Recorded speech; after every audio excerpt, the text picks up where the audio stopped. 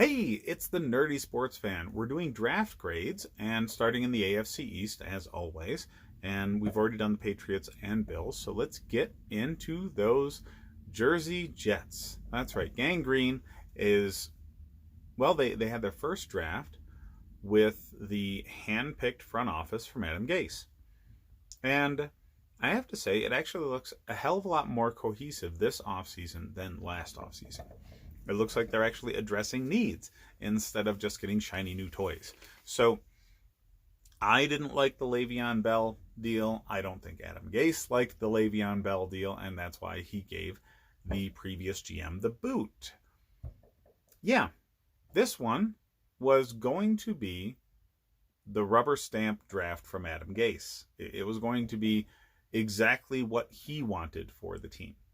And it shows that he's very quarterback centric because he went after protecting the quarterback.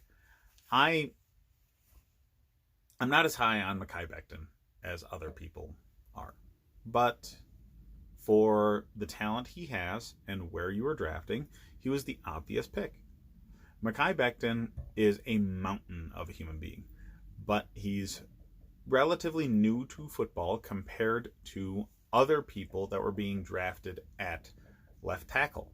And he doesn't have the best technique. He's got a lot of stuff you can't coach, though. Like 6'7", 300 plus pounds, and still runs around a 5-second 40 time. Yeah, he's a fantastic athlete for as large as he is. Very old school left tackle design. Really reminds me of the Jonathan Ogden days when Baltimore's first ever draft pick was just a human mountain. Ogden was, I think, 6'8".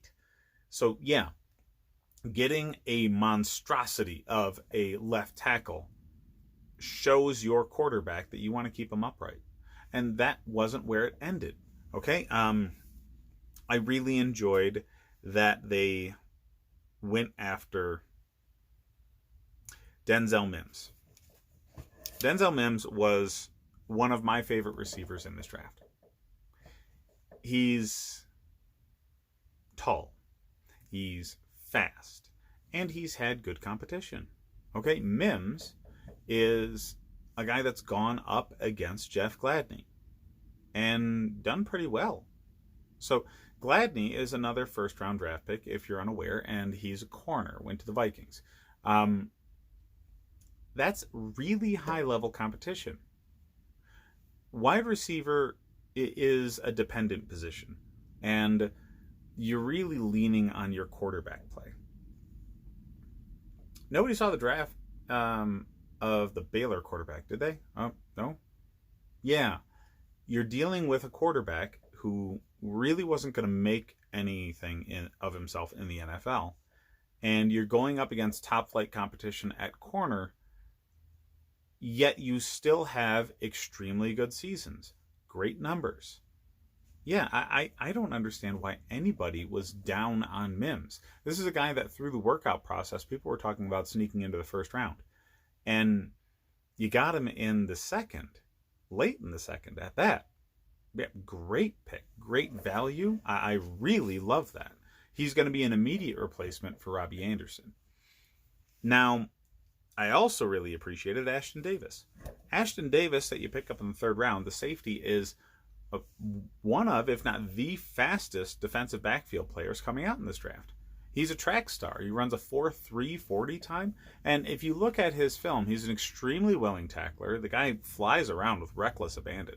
He's been used in blitz packages. He's a very, very willing tackler. He just came to football later. Much like Mekhi Becton. He's only really got a couple of years at his position. He started in college as a wide receiver. And so, he's actually got hands. So he's going to be able to turn the ball over when it comes in his direction. That combined with his speed, I think he's going to be extremely good once he develops. He's going to need time, though. He's not going to be day one absolutely badass safety. He's going to be situational use. He's going to be extremely, extremely effective on special teams because he was used as a return man for Cal as well. And he's going to develop. Mark my words, he's smart enough and willing enough to put the work in to end up being very good. I'm not saying he's going to be a Hall of Famer, okay? But a guy with that level of speed, who has a head on his shoulders, has a lot of potential. And I really appreciated the pick in really where you got him in the freaking third round. I was not expecting him to last that long. Now, also in the third round, getting Jabari Zuniga, defensive end out of Florida. A lot of people were talking about this guy being possibly a second-round selection. When you look around the league, I'm not talking about just the talking heads on ESPN or NFL Network.